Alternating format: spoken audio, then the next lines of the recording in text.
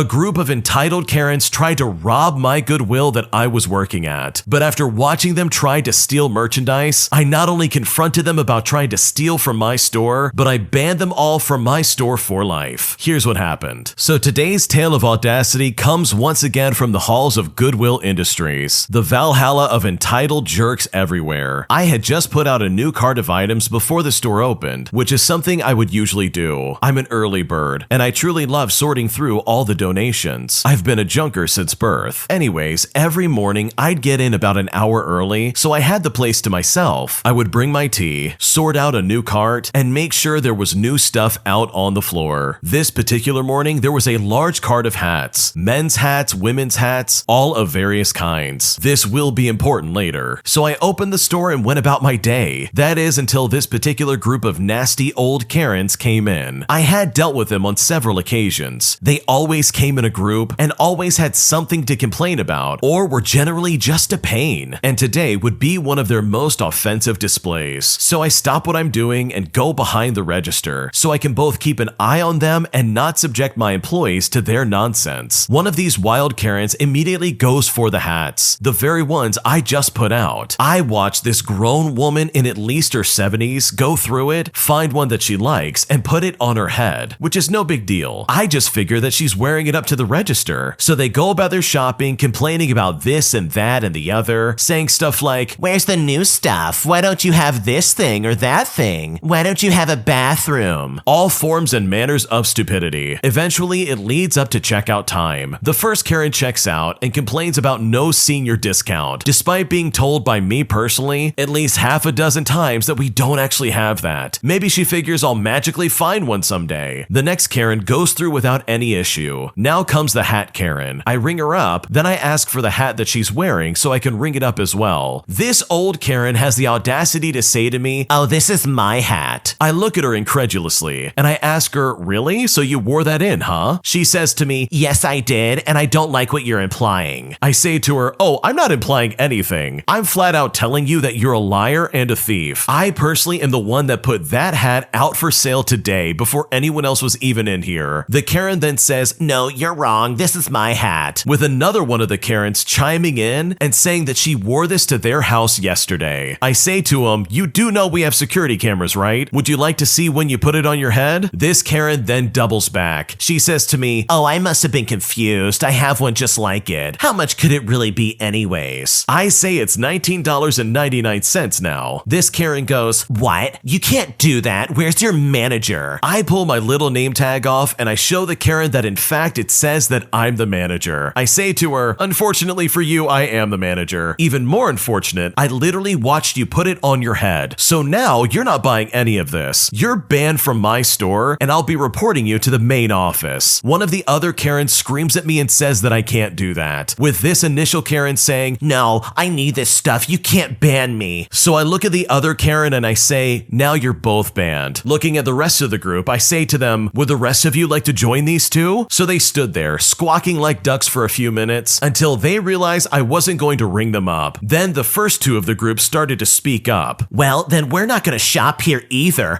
I want a refund. You just lost some good customers." I say to them, "No, I just lost a bunch of old you-know-whats who do nothing but complain. And unfortunately for you, all sales are final. There will be no refunds. Now either get out or I'll call the cops and trespass the bunch of you." They squeaked and squawked a bit more, and then they started to leave. However, we weren't done yet. The hat Karen tries to take the hat with her. I literally have to come around the counter and take it from her before she gets out the door. The hat Karen then shouts out that she's gonna sue me as well as this whole place for harassment. I then say to her, "Go right ahead and try and find a lawyer that will listen to an old bat like you. I'll be here if you do. Thanks for shopping at Goodwill, and please never come back to my store." Then I closed and locked the door and went and I ate my lunch. And you know what? I never heard anything about it ever again. What an awesome story. This guy did exactly what all of us wish we could do to any Karen coming into our store. I know for a fact that when I work customer service, I wish many times I could tell off customers like this, especially someone who's trying to blatantly steal. Like, are you serious? You're really gonna try and rob this store right in front of this guy who saw it happen? Like, that's ridiculous and that's so inappropriate. The original poster also goes on to say that the only reason they were able to get away with speaking to them like like this was because they were the only person who could manage online sales, and that was for the entire region of stores, so they could literally get away with anything and no one was really going to complain, which basically gave him a license to talk back. So seriously, good for this original poster. These Karens absolutely had it coming, especially since they tried to rob Goodwill, of all places. And honestly, with the way they were acting, they truly did deserve to get put in their place. If you like Am I the Jerk, you're probably going to love Am I the Genius. Check it out, link down below in the description. An entitled couple demand my free barbecue for themselves, despite the fact that someone else had already claimed it and was on their way to my house to pick it up. But despite explaining that to them, they simply wouldn't take no for an answer. And now I'm not sure if I made the right decision by giving it to this other person. Here's what happened. So this just happened 30 minutes ago. I had a barbecue and I posted to Facebook Marketplace for free. We're getting renovations done and our balcony will be replaced, so I couldn't keep it. Anyways, I got 104 messages for this thing. I messaged the very first person back and they said they would come and get it at 6 p.m. today. I spent the time cleaning it and bringing it downstairs to the parking garage, which by the way was not easy, and she eventually no-shows. Now when this happened, I was so annoyed, so I slapped a sign on it that said it was for free and I put it on the curb. I live on a quieter street, so I decided to message a few of the first responders and drop them a pin just to let them know that I put it on the curb and it's first come first serve. I go out 2 hours later and nobody has picked it up, so I open Facebook to let a few more people know when I see that one of them messaged me saying she's recently divorced with 2 kids and doesn't have a lot of money at the moment, and she's asking if I would be willing to hold the barbecue for 30 minutes while she drives there to go and pick it up. She says that she will get into her car this minute if I can hold the barbecue, so I agreed and pulled it into our parking garage out of sight of our street view. I put a sign on it for my neighbors just letting them know someone will be picking it up in 30 minutes, so please do not touch it. I did not bother messaging the people I sent the pin to because I thought a reasonable person would expect the barbecue to be gone off the curb after more than 2 hours, and to be honest, it's free, so I just don't really care that much. I go to check my mail and when I come back, there's a car in the parkade and 2 people unscrewing the sidearms. I asked them if one of them was Jane, who was the person I spoke to on Facebook, and they said no. So I then asked them why they're taking my barbecue apart, and the guy says I told him he could have it. I said I dropped a general pin to the curb and said first come first serve. I said it was no longer on the curb and therefore it's no longer available. It had already been 2.5 hours at this point, and the lady who said she's coming for it is only about 8 minutes away. I apologized to them and I explained the whole situation above, but he was not having it. He insists that he's here and now it's gonna be his. I told him that he's on my property and it belongs to me, and I'm saying that it's not his. I literally point out that he has entered our garage out of view of the street. He shows me that he messaged me to say okay, and I show him the 104 other messages I received about it because he won't believe that I didn't specifically invite him to my home and promise him a barbecue. I said that's not a confirmation and you knew that there was a chance that you would come here and there would be no barbecue. At this point, his wife says, that's really bad business. But I respond by saying, it's not business, it's a free barbecue. At this point, they start yelling at me and threatening me with karma. And honestly, thank God I live in a building with good security. I told them my karma was giving a barbecue to a struggling person for free, and it's bad karma on them to act like this over an honest mistake and a person who is just trying to do the right thing. At this point, my neighbors come out and he backs his car out. But when I say it's bad karma on them, he stops his car facing me, and there was honestly a moment I thought he might run me over. Anyways, these entitled people left, and 2 minutes later, the nicest person ever shows up, and me and my neighbor helped her take the barbecue apart and pack it to move. The whole time she's so grateful, and at the end she says to me, I really believe in karma. Thank you so much for this, and I hope somebody pays it forward for you. So honestly, was I in the wrong here, or were these people just completely entitled? I get being annoyed, but that's the chance you take when it's first come first serve. What should I do? I honestly don't think you did anything wrong. That entitled couple was being incredibly entitled. They literally walked off the curb, saw this barbecue, and just started taking it apart. That, in my opinion, is not only very invasive, but they also could have gotten it wrong. They could have been accidentally taking apart someone else's barbecue. And you know what? It was a free barbecue. So for them to complain and be like, wow, we got here, after someone very clearly needed it much more, is really entitled in my opinion. So I would not worry about it. These people already radiate bad karma, and proof of that alone tone is seriously by the way they acted. My mother-in-law suddenly wants to come over and is refusing to tell us if she's sick, which is crucial information to protect my newborn child. And now I seriously don't know what to do. So my mother-in-law just came back from a trip abroad. Her flight was literally 2 days ago. She has a funeral in our area, so she told me that she will be visiting us today, literally giving us 1 day notice. I told my husband that his mother didn't even ask to come over. She just literally told me that she will be coming. We have had discussions about boundaries before, and I asked my husband previously to let his mother-in-law know that she has to ask before visiting and not just turn up, which she has done before. When we have visitors, we always ask if they are healthy. On top of having 3 small children, 4 years of age and under, we also have a newborn who also has low white blood cells, which most people know means that they are not great at fighting infections. My mother-in-law has had a particularly bad record of visiting us while she's sick, whether it's having stomach problems or colds or shingles or anything like that. When my husband asked her if she was healthy, she had a go at him, complaining that he always asks this and that his other brother who has a child doesn't ask her these questions, while also saying that our little boy is already sick with a stomach bug as it is. She went on, and my husband went on to explain himself. The short notice and not asking wasn't even discussed, but that question alone was problem enough. Today, my husband and I agreed about something unrelated, mainly because I am suffering from postpartum anxiety and I get very stressed about visitors, cleaning, and housing, so I was feeling heightened. And he actually said to me that it's my fault that his mom feels unwelcome because I'm putting things into his head that he's then putting on her. I am actually really bothered by this because he's had many problems setting boundaries with his parents, and I thought it was getting better, but because his mom had a go at him, suddenly he shouldn't be asking if she's healthy because it may upset her. To me and everyone else we've asked, it's very understandable why someone with a newborn would ask these questions. But my mother-in-law is very sensitive to being given boundaries and usually has a way of talking my husband into and around things. I'm honestly not sure what to do of how to address this, especially this comment from my husband. What should I do? Your husband is being absolutely ridiculous. How can he not understand that your newborn has a bad immune system? Like literally, they can get sick very easily and the worst could happen. How on earth can he not understand that he needs to know if his mom is sick or not? And you know what? She probably sprung this on you last second because she knew she could get past your husband. Not because she didn't know about your boundaries, but because she knew a way to get around them. For whatever reason, she doesn't want you to know whether or not she's sick. And that is really gross in my opinion. I mean, you have a newborn child whose body cannot handle getting sick. That is something that everybody needs to take seriously. And it's especially not helpful that your husband literally just doesn't care. He's only appealing to his mother who's clearly just manipulating him. So no, you didn't do anything wrong in this situation. Your husband's being an idiot and your mother-in-law is being incredibly selfish. Because before you know it, your kid's gonna get sick. And the only person to blame is gonna be your mother-in-law and your husband for letting it happen. Am I the jerk for telling my parents to get divorced in the middle of an airport? Here's what happened. So my family and I went to Italy this past week for a vacation. It was my parents, my 17-year-old sister, my aunt, my 27-year-old cousin, and it was mostly a good time. It was pretty hot out, but the art was cool and I was excited about that. Our flight home was 3 connecting flights: Venice to Montreal, Montreal to Toronto, and Toronto to my home city. That is a lot of flying. It was a 30-hour day. My aunt and cousin got on a different flight out of Venice since they both live further away. My parents have hated each other since I was 11 years old. They almost got divorced when I was 13, but changed their minds and will never let me forget that they stayed together for the kids, meaning that I'm the reason that they're so miserable, and they sure do love to tell me that all the time. Anyways, our flight delays, and we have to sprint through Montreal. Customs take forever, and my parents suck at technology. My dad snapped at my mom